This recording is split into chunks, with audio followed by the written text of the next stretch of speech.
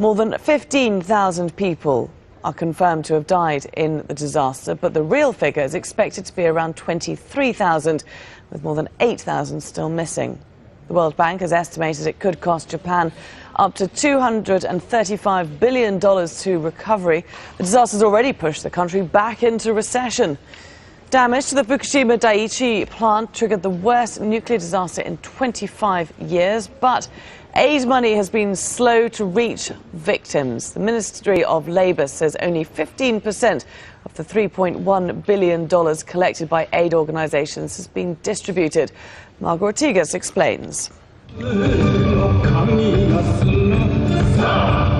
Encouraging Japan to rise up, a song written especially after the March 11th earthquake and tsunami. For these people driven from their homes, this concert against a now calm ocean backdrop in a hotel turned evacuation center is a rare break from their difficult reality.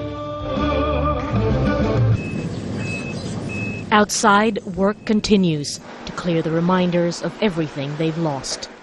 It's a scene replicated across now identical towns along Japan's northeast coast. Among the rubble, a spot to pray for thousands of loved ones now gone, and a blessing for new beginnings. The heavy burden of rebuilding is felt by many across the nation. I am doing this for Japan and for the people in the affected areas to be able to get back their normal lives as soon as possible. But normal is now a distant memory for 63-year-old Yoshie Watanabe. She's been living in this school gym since March. While waiting on temporary housing, she passes the time mending donated clothes for fellow evacuees. They say, keep it up and keep on going, but we don't know how much more we can hang in there. Although I'm grateful for each word of encouragement, I have a lot of anxieties. Anxieties that now include growing tensions among the evacuees themselves over spots in temporary housing. Not wanting to live off donations for much longer, it's really work and money they need, they say, so they can stand on their own again. But it'll be a while before anyone here can really do so. There are still many areas along Japan's northeast coast that look like this. Here, only 15% of the debris has even been cleared. The work is slow, and local governments are still deciding whether reconstruction should even be allowed in the devastated parts.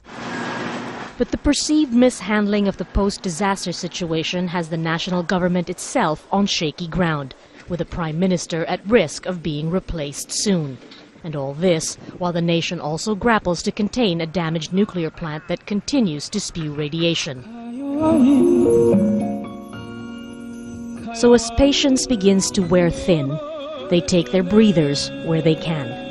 It's a struggle keeping hopes up in the face of the immense task ahead. Margot Ortigas, Al Jazeera, Tohoku Region, Japan.